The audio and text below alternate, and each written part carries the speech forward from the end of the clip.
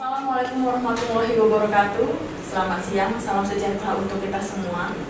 Izinkan saya memperkenalkan diri terlebih dahulu. Selaku moderator hari ini, nama saya Hawani Lubis. Acara pada hari ini kita akan mengikuti tema terkait dengan sosialisasi surat edaran tentang pedoman, pencegahan, dan penanganan kekerasan seksual di lingkungan pengawas pemilihan umum. Dengan narasumber perempuan yang inspiratif dan cantik serta merupakan Serikandi dari Bawaslu Provinsi Daerah Istimewa Yogyakarta, Ibu Sultrisnawati SHMH MPSI selaku Koordinator Divisi Hukum dan Penyelesaian Sengketa. Ibu, untuk kita mulai, izin Ibu untuk memperkenalkan diri terlebih dahulu. Oke. Hai sahabat Bawaslu semua, perkenalkan diri, nama saya Sultrisnawati SHMH MPSI, anggota Bawaslu DIY, Koordinator Divisi Hukum Penyelesaian Sengketa Bawaslu Daerah Istimewa Yogyakarta. Baik Ibu, gimana kabarnya Ibu? Alhamdulillah baik dan sehat Mbak. Semangat Mbak. Semangat tuh ya, apalagi di bulan puasanya tetap semangat ya Bu ya, tetap aktif. Betul. Nah Bu, terkait dengan tema kita nih, terkait dengan sosialisasi surat edaran tentang pedoman, pencegahan, dan penanganan kekerasan seksual di lingkungan pengawas pemilihan umum yang menjadi lahir Bu terkait surat edaran tersebut, dan fokusnya itu apa ya Bu? Iya. Jadi kalau kita bicara terkait surat ya, ada surat dari Bawaslu nomor 417 tahun 2024 kemarin ya, di akhir tahun 2024. Nah, surat itu terkait dengan sosialisasi pencegahan dan penanganan kekerasan seksual di lingkungan Bawaslu. Jadi memang kalau kita bicara terkait dengan lahirnya surat ini, ada latar belakang kenapa kemudian Bawaslu RI sebagai lembaga hierarkis ya di tingkat pusat yang punya kewenangan untuk membuat regulasi, kemudian melakukan apa istilahnya goodwill gitu ya, goodwill dengan mengeluarkan surat ini. Kalau kita melihat kepada kondisi perempuan gitu ya, dimanapun lini itu, maka tentu antara posisi perempuan dan laki-laki ini ada ketidaksetaraan. Ketidaksetaraan ini di semua lini, di seluruh masyarakat yang kemudian biasa dikenal dengan nama bias gender kan begitu. Nah, bias gender ini dampaknya atau terjadi juga itu tidak hanya di lingkungan misalnya pendidikan atau kemudian di lingkungan kerjaan ataupun di lingkungan yang lain, tetapi sebetulnya di dalam penyelenggaraan pemilu itu juga terjadi yang namanya bias gender gitu ya. Kita memahami pemilu itu kan sangat maskulin ya.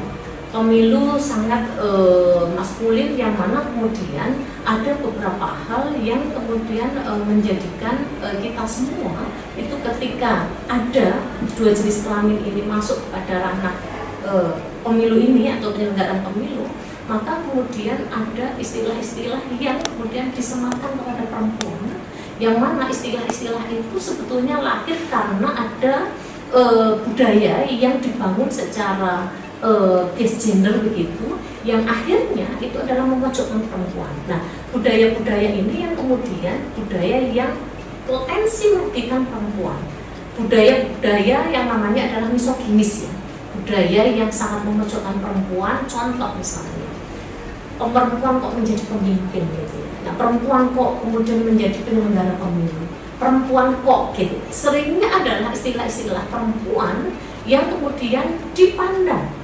negatif atau dibangun dengan salah kaprah gitu kan, yang kemudian dampak dari cara pandang ini dulu kan. Bias gender itu kan diawali oleh cara pandang di pikiran kita atau di pikiran masyarakat, yang kemudian timbul karena ada budaya patriarki gitu ya.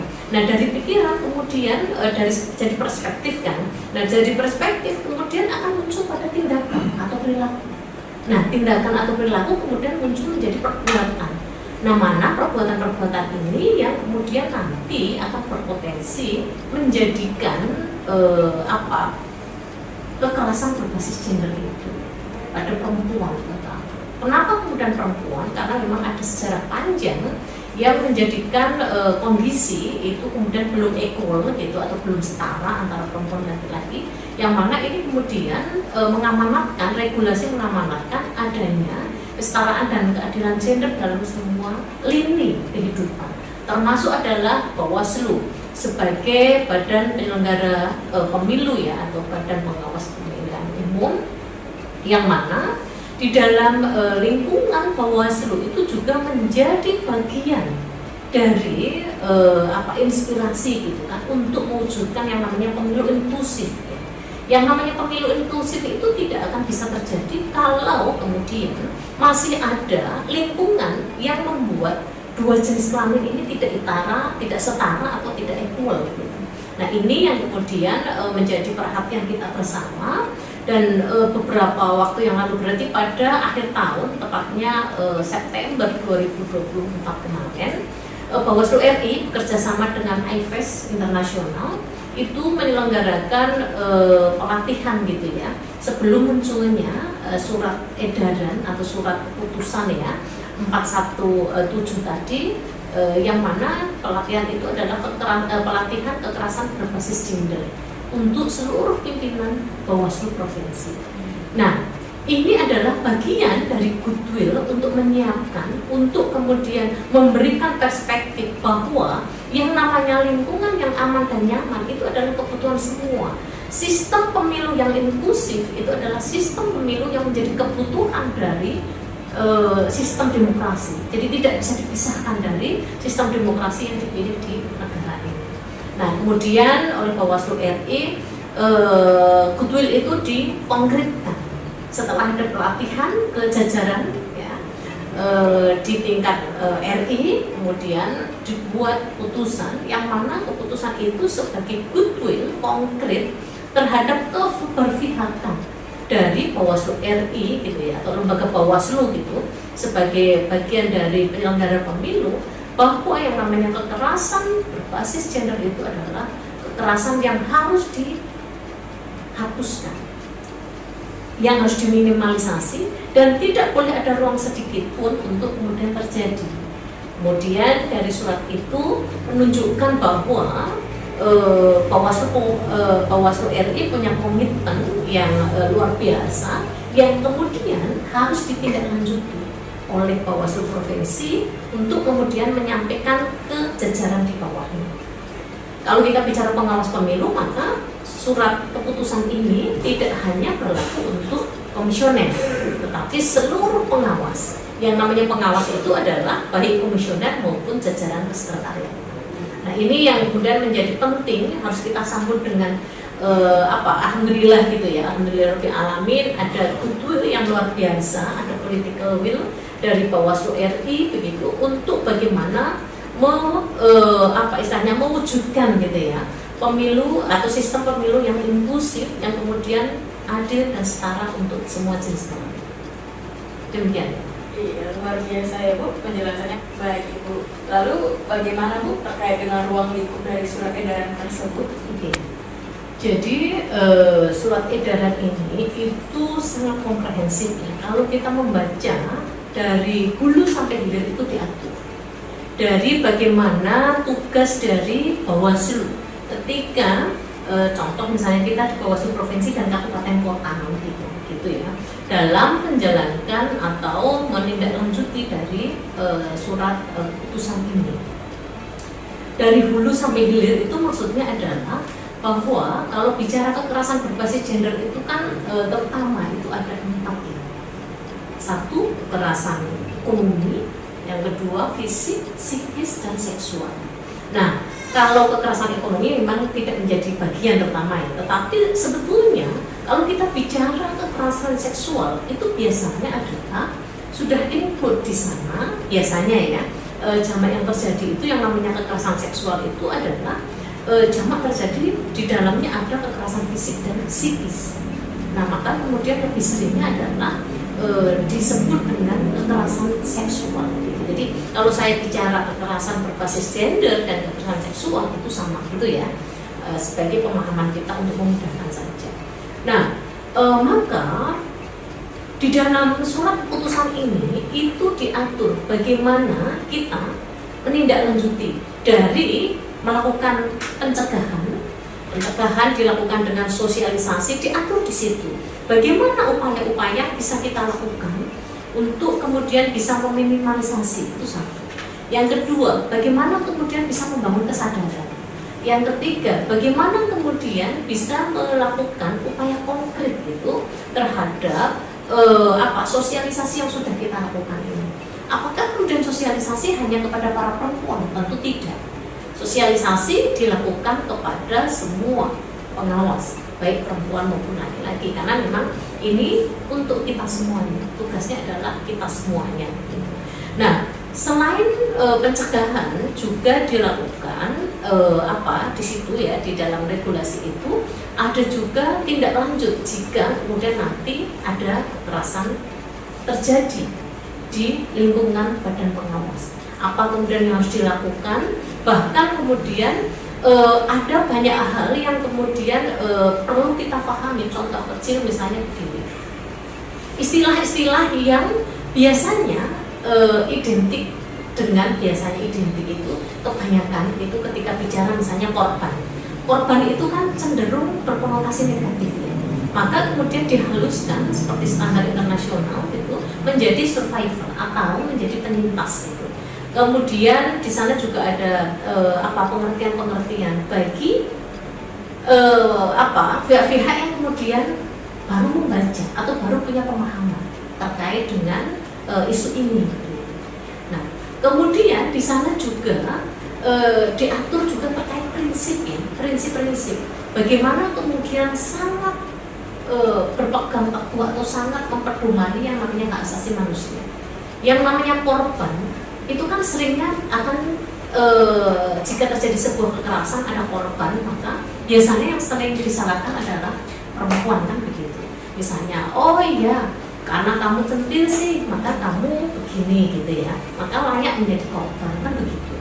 Padahal kalau kita bicara terkait body otonomi seorang perempuan atau seseorang, maka tentu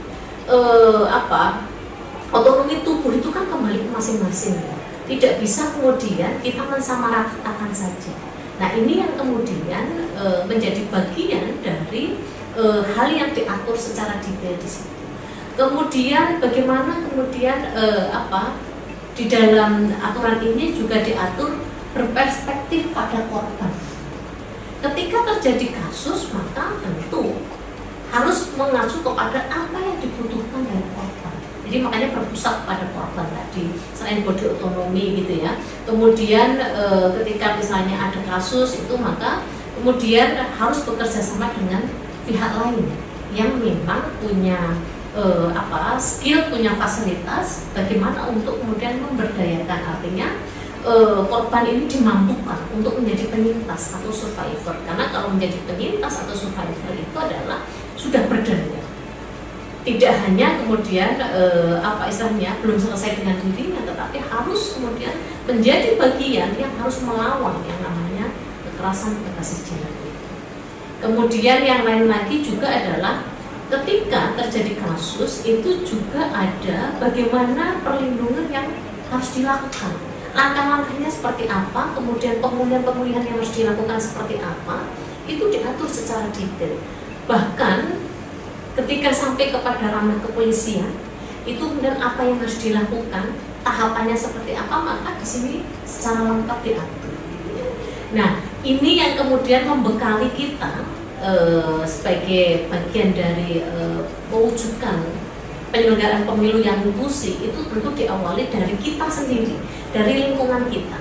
Nah, lingkungan kita ini kan berarti lingkungan internal dulu gitu ya. Nah, dari lingkungan internal ini nanti akan kita tularkan virus-virus baik untuk pemilu inklusif ini itu ke eksternal. Tetapi kita sendiri harus kuat, kita sendiri harus sudah paham, kita sendiri harus bukan pelaku dari kekerasan berbasis gender. Kalau kita bicara kekerasan berbasis gender itu sebetulnya tidak hanya bicara bahwa itu kan urusan perempuan, bukan urusan laki-laki, tidak gitu ya. Tapi akan bicara begini, contoh misalnya dimensi yang lebih luas.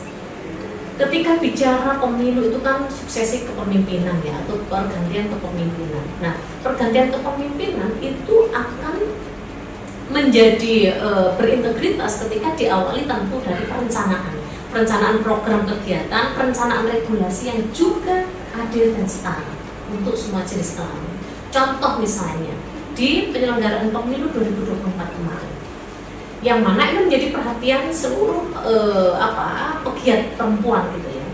Contoh adalah terkait dengan ada istilah kuota 30% perempuan, yang mana pembulatan dari, kalau misalnya pas dalam masa pencalonan kemarin itu kan pembulatan koma itu ke bawah, sehingga tidak bisa bulat 30%. Contoh misalnya 29,6. Kalau pembulatan ke bawah kan berarti masih 29, belum 30. Artinya apa? Ada regulasi lain. Ada juga regulasi di sini bahwa regulasi yang memastikan, walaupun katanya adalah memperhatikan ya, kalimat yang dan kata yang dicantumkan di situ memperhatikan keterwakilan perempuan 30%. Tetapi dengan tidak minimalnya terpenuhi, itu kan merugikan perempuan. Tentu itu efeknya panjang. Ketika pencalonan misalnya ya, harusnya perempuan itu bisa masuk menjadi kandidat, tapi kemudian tidak bisa karena sudah cukup gitu kan. Karena apa? Ini loh pembulatannya ke bawah. Nah, ini juga menjadi bagian dari perjuangan kemarin. Teman-teman pegiat perempuan termasuk Bawaslu tentu. Termasuk Bawaslu kemudian juga mempunyai concern yang sangat luar biasa juga untuk kemudian dirubah atau diadvokasi terkait dengan pembulatan ke atas dari regulasi kuota 30% perempuan. Kemudian yang lain lagi, kalau misalnya bicara terkait politik yang lebih luas dari pengalaman Bawaslu ya dalam melakukan pengawasan gitu. Contoh masih ada ungkapan-ungkapan yang bahasanya adalah memojokkan perempuan tadi, yang mana ini sebetulnya menjadi substansinya dari surat edaran ini, gitu ya. Contoh misalnya yang kita hadapi, sama kita juga pengawas pemilu perempuan ini kan kalau sudah mengawasi itu kan 24 jam gitu. Bahkan saya ingat di 2019 ya, kalau ini di 2019 ya, saya berangkat jam 7 pagi itu min 1, kemudian pulangnya itu adalah jam 9 hari H. Artinya apa? Lebih dari 24 jam kami nggak pulang. Dan itu ya kerja gitu kan, memang tidak yang aneh-aneh gitu. Nah, ini yang kemudian juga harus dipahami bahwa yang namanya lingkungan yang istilahnya nyaman dan aman itu menjadi kepentingan semua pihak. Contoh yang lain misalnya adalah cibiran-cibiran terkait dengan cara ngomongnya seseorang perempuan, atau cara bagaimana kemudian perempuan melakukan pengawasan, tapi kemudian ada kekerasan-kekerasan yang muncul atau ungkapan-ungkapan yang muncul di lingkungannya, bahkan di lingkungan terdekatnya, misalnya keluarga gitu ya, terhadap si perempuan pengawas pemilu. Contohnya begini, oh pantes nggak pulang-pulang, anaknya jadinya nakal, nggak pernah di rumah, ibu kok nggak pernah di rumah. Nah ini kan ungkapan-ungkapan yang memojokkan perempuan gitu kan. Itu juga menjadi bagian dari substansi yang diatur gitu. Bagaimana kemudian dari hulu sampai hilir ini kemudian diatur oleh regulasi, sehingga betul-betul kita bersyukur gitu ya bahwa lembaga ini kemudian punya komitmen yang kuat gitu kan untuk kemudian memitigasi terjadinya kekerasan berbasis gender. Untuk pertanyaan selanjutnya nih Bu, siapa saja sih Bu yang bisa jadi pelaku dan korban gitu terkait kekerasan gender? Oke, yang berpotensi ya. Jadi kalau kita bicara siapa sih yang berpotensi menjadi korban dan pelaku gitu ya, sebetulnya siapapun itu berpotensi menjadi korban dan pelaku. Kenapa begitu? Gitu ya. Kalau kita bicara gender itu kan dibentuk oleh konstruksi budaya gitu, yang mana itu kemudian salah kaprah, yang kemudian kalau kita bicara gender itu kan untuk perempuan, khusus perempuan dan perempuan. Padahal kalau kita bicara kekerasan berbasis gender itu bisa saja potensi pelakunya itu adalah perempuan, sedangkan korbannya itu juga bisa perempuan.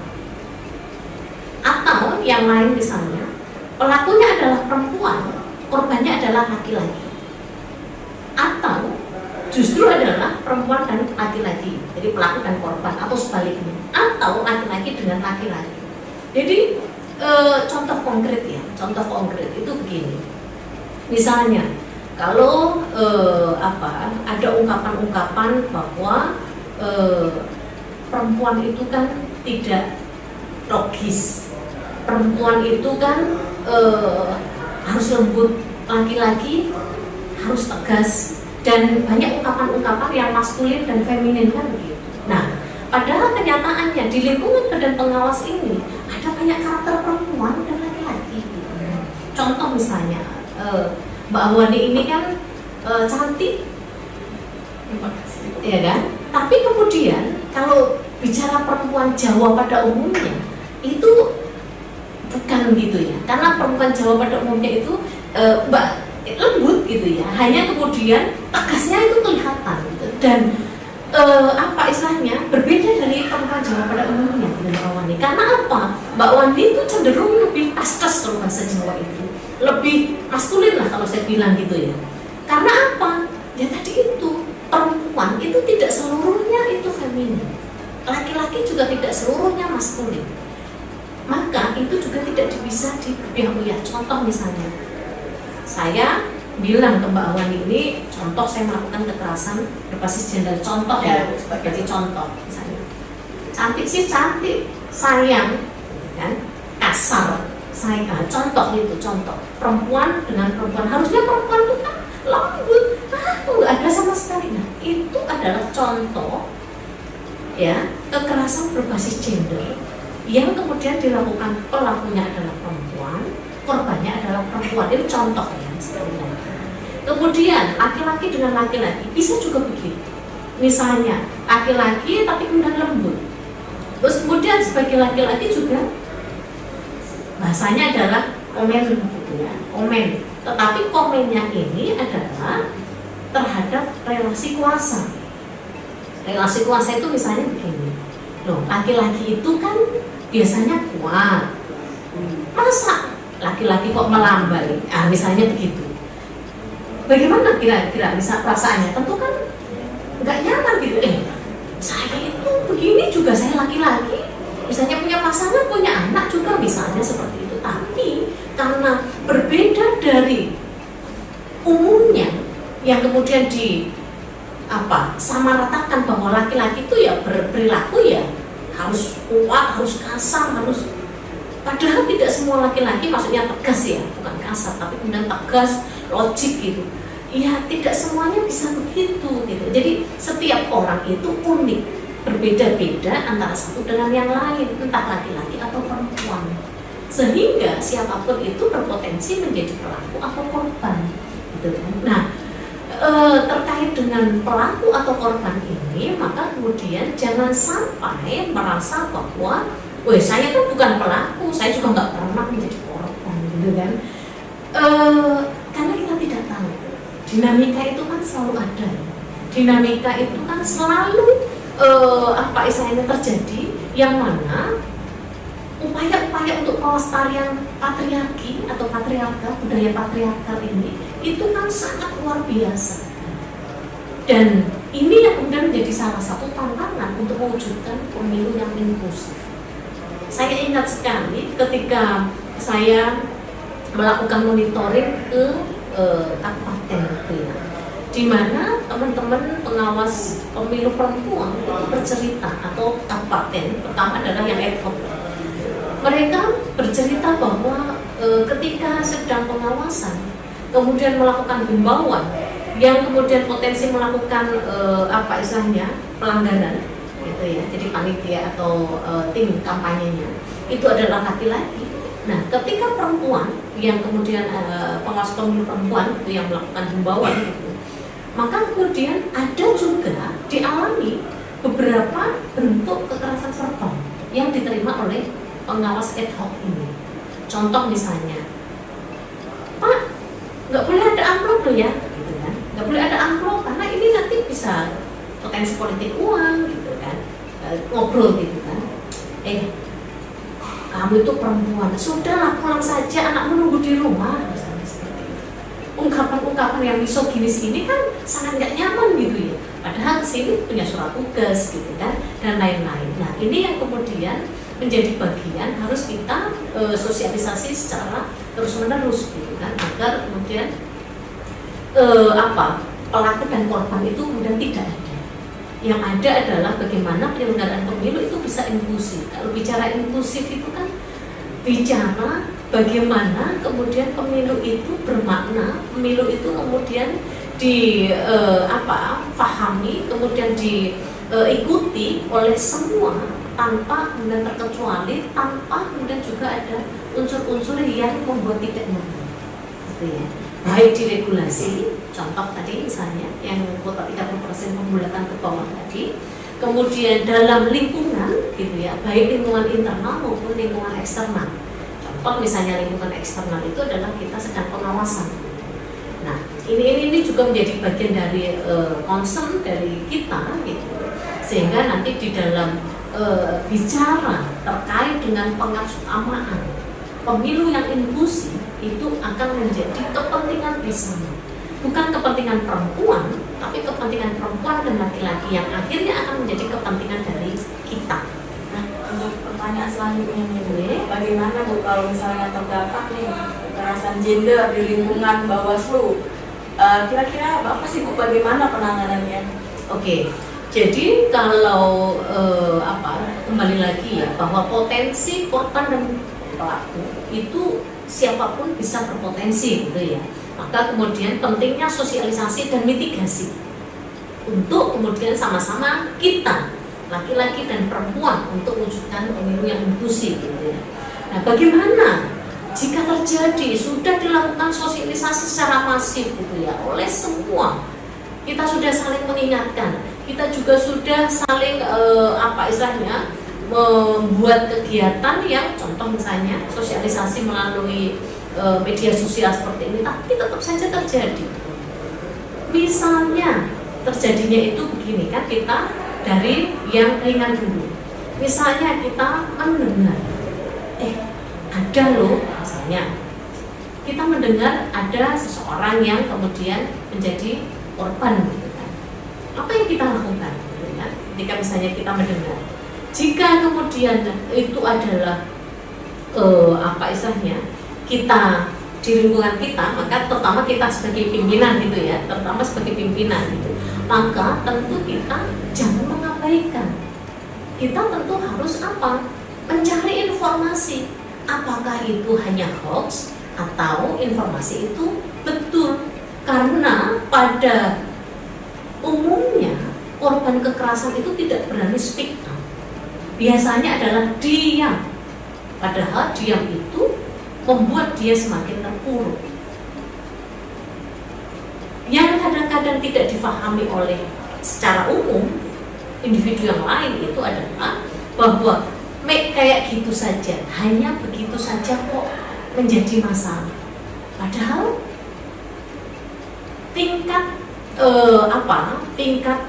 perilaku dan tingkat penerimaan seseorang itu kan berbeda-beda, unik setiap orang tadi, sehingga tidak boleh kemudian hanya disepelekan tadi.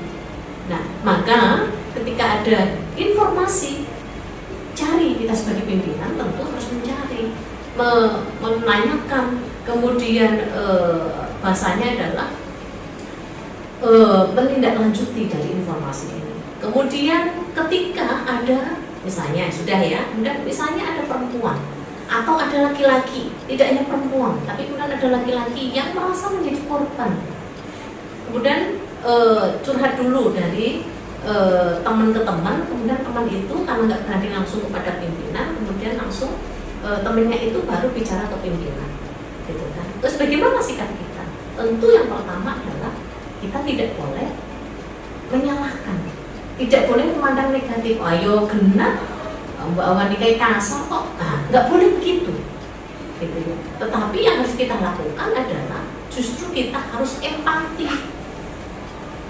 Kita dengarkan perkara benar atau salah, itu kita dengarkan dulu.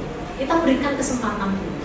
Karena korban kekerasan berbasis gender itu biasanya membutuhkan waktu, membutuhkan tempat dan membutuhkan kepercayaan untuk bisa curhat, menyampaikan apa yang dialami.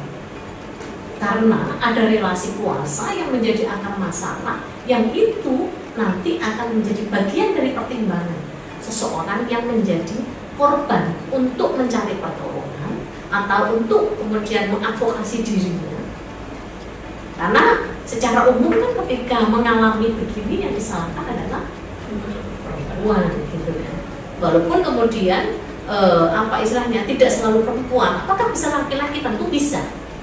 Nah, jangan sampai juga ketika misalnya korbannya laki-laki, kemudian laki-laki kok kalah dengan perempuan. Ini yang ungkapan-ungkapan juga yang sudah berkonotasi negatif, berkonotasi melakukan kekerasan berbasis gender juga. Nah, setelah itu misalnya dia sudah cerita, sudah terbangun kepercayaannya, karena satu kata yang paling penting di dalam ketika ada korban itu adalah kepercayaan, empati. Nah, itu kata-kata penting, menghormati apa yang benar dia sampaikan. Nah, itu menjadi kata-kata penting. Nah, kemudian ketika kita sudah menjadi tempat curhatnya, yang kita lakukan tentu tidak boleh kita untuk bocor bahasanya, atau justru ngomong-ngomong di tempat yang lain gitu. Kita harus keep, ya. Kita harus analisa, cukup kita yang tahu gitu ya. Nah, kemudian jika memang dia sudah bisa terbuka karena misalnya kejadiannya itu ternyata adalah sudah harus ada tindak lanjut, maka tentu harus diberikan gambaran-gambaran bagaimana tindak lanjut. Contohnya misalnya, kalau misalnya kekerasan itu misalnya sudah sampai fisik, sampai psikis misalnya, belum sampai seksual misalnya, maka kemudian apakah butuh pertolongan psikolog misalnya, karena setiap orang sekali lagi berbeda gitu. Nah, sehingga tidak bisa kemudian disamaratakan bahwa hanya begitu saja kok sampai depresi gitu, belum tentu. Jadi ibu dengar seperti itu, kadang-kadang kan pemahamannya itu kenapa sih harus ke psikolog, hal sepele saja kenapa harus dibesar-besarkan. Ya. Nah, terbaik lagi mental masing-masing ya kan, itu bagaimana apa yang dialami kan dia yang merasakan. Betul. Nah, itu yang kemudian harus difahami. Makanya kemudian tadi itu body autonomy tadi itu harus kita hormati betul. Berpusat pada korban itu kemudian menjadi bagian dari prinsip yang juga harus kita lakukan.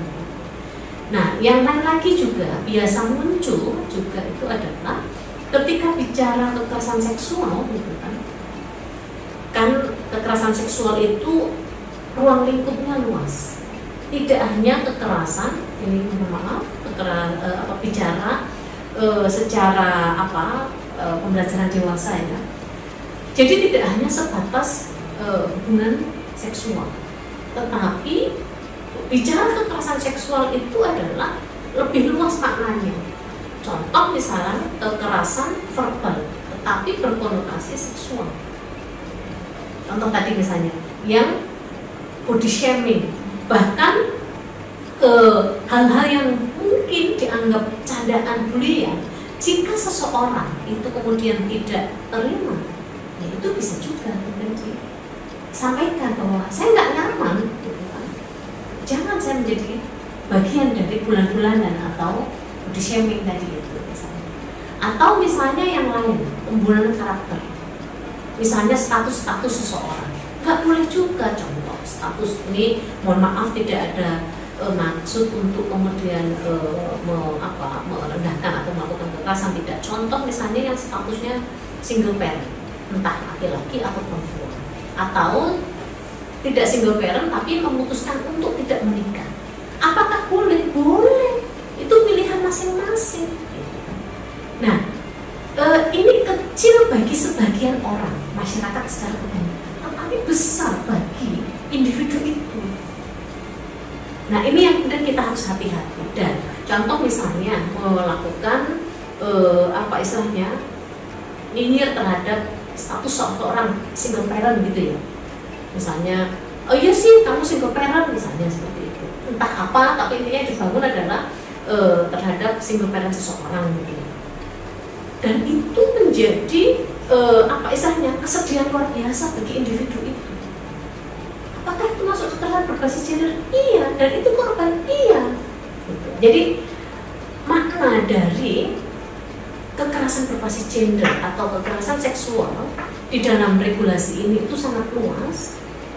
Tidak hanya tadi sebatas maaf hubungan seksual, tetapi secara luas yang mana ketika misalnya ada staf kita, teman kita di lingkungan badan pengawas atau bahkan misalnya apa istilahnya yang lain juga. Yang lain itu maksudnya begini kan, penyelenggara ini atau badan pengawas ini pengawas itu kan bisa saja potensi pelaku itu kan tidak hanya dari internal ya, tapi bisa saja kemudian dari penyelenggara yang lain. Maksudnya penyelenggara lain kan ada KPU, Bawaslu ya kan, atau DKPP. Kemudian ada juga masyarakat atau juga peserta, betul kan? Nah ini yang kemudian kita juga harus pahami. Ini yang kemudian harus dimengerti, yang mana kemudian cara berpikirnya tidak hanya di badan pengawas nggak mungkin ada gitu kan, di lingkungan Bawaslu namanya pengawas ya harusnya lebih peka gitu kan terhadap begini. Betul, harus lebih peka untuk apa? Tidak melakukan kekerasan, no, kekerasan atau stop kekerasan berbasis gender. Kemudian kalau misalnya terjadi kekerasan yang sudah sampai misalnya lebih fatal gitu ya, lebih fatal artinya membutuhkan penanganan lebih lanjut, maka tentu harus ada tindak lanjut yang konkret juga. Nah di dalam regulasi ini juga sudah diatur dengan misalnya korban gitu ya, entah perempuan atau laki-laki, misalnya butuh penanganan psikolog, maka bekerja sama nanti dengan lembaga penyedia layanan. Ada namanya Pusat Pelayanan Terpadu Perempuan Korban Kekerasan. Ini memang baru perempuan ya. Tapi sebetulnya di beberapa wilayah itu sudah namanya adalah pusat kekerasan berbasis gender. Karena apa? Korbannya tidak hanya perempuan, bisa juga laki-laki.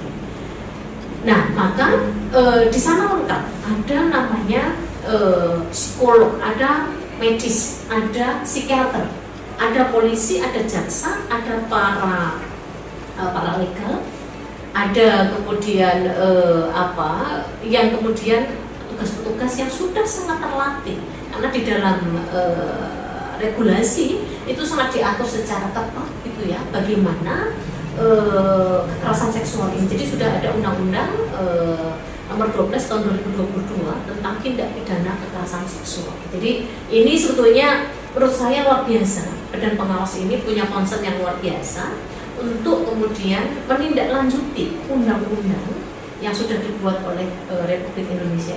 Lalu apa yang dilakukan dari Bawaslu Provinsi dan Kabupaten Kota? Oke, jadi terhadap SK ini atau bahasanya keputusan ini itu harus melakukan jadi membuat pokja. Pokja itu kelompok kerja yang mana pokja itu untuk menindaklanjuti dengan keputusan itu sebagai langkah konkret kalau sudah melakukan tindak lanjut. Yang mana anggota pokja itu adalah pimpinan, komisioner, kemudian sekretariatan dan kalau di kabupaten kota Kasubag Hukum dan Kasubag Pembangunan. Itu kemudian salah satu yang diatur juga di keputusan ini, pokja itu harus melibatkan eksternal.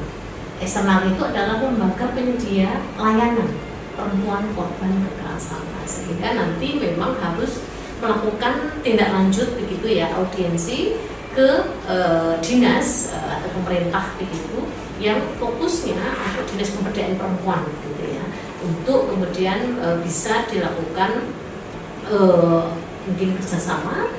Kalau misalnya nanti suatu saat kan kita itu kan nggak tahu ya dinamisasi kita itu seperti apa, kita nggak tahu depannya. Nah, maka bisa melakukan upaya-upaya pencegahan maupun tindak lanjut jika ada korban. Sehingga nanti ketika menjadi anggota dari pokja kita itu akan lebih mudah baik dalam masa ada korban yang harus ditindaklanjuti ya, maupun dalam pencegahan. Lalu Ibu terkait pesan nih Bu, pesan kepada di lingkungan di jajaran pengawas pemilihan umum, bagaimana terkait pedoman tersebut? Ya, oke. Jadi pada sahabat-sahabat Bawaslu semua dimanapun berada, mari kita ciptakan lingkungan Badan Pengawas Pemilu ini bebas dari kekerasan, baik kekerasan berbasis gender ataupun kekerasan lainnya, untuk mewujudkan pemilu yang inklusif. Pemilu yang inklusif tidak akan terwujud jika kita sendiri yang kemudian tidak mengawali untuk kemudian mewujudkan, tidak kemudian melakukan upaya-upaya konkret, tidak hanya sebatas wacana, tetapi semangat, kepedulian, empati harus dibangun secara terus-menerus untuk melakukan upaya mitigasi agar kekerasan berbasis gender ini tidak terjadi. Itu adalah apa? Saya yakin kita mampu, kita bisa. Bersama rakyat awasi pemilu, sama Bawaslu, tegakkan keadilan pemilu. Saya yakin bisa bersama-sama.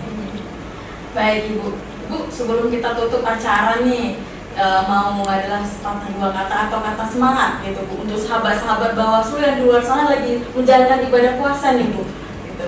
Boleh Bu? Ya, oke. Baik, sahabat-sahabat semua Bawaslu dimanapun Anda berada, mari pada suasana yang sangat berkah bulan suci Ramadan 1446 Hijriah ini, dengan semangat untuk mewujudkan pemilu atau sistem pemilu yang inklusif, kita yakin kita akan mampu dan kita akan bisa mewujudkan lingkungan Badan Pengawas Pemilu nir kekerasan. Bersama kita bisa, bersama kita mampu. Mari stop kekerasan berbasis gender. Terima kasih Bu atas waktunya hari ini yang telah memberikan pemahaman serta ilmu dan penyegaran bagi kita semua. Semoga ini menjadi ilmu dan juga menjadi berkah untuk kita semua ya Ibu. Gitu. Nah selanjutnya kita selesai acara ini, saya pamit dulu ya Ibu. Baik, demikianlah rangkaian pada acara hari ini. Saya selaku moderator undur diri, mohon maaf apabila perkataan maupun perbuatan saya yang tidak berkenan. Saya akhiri, billahi taufiq wal hidayah. Wassalamualaikum warahmatullahi wabarakatuh. Bersama rakyat awasi pemilu, bersama Bawaslu tegakkan keadilan pemilu.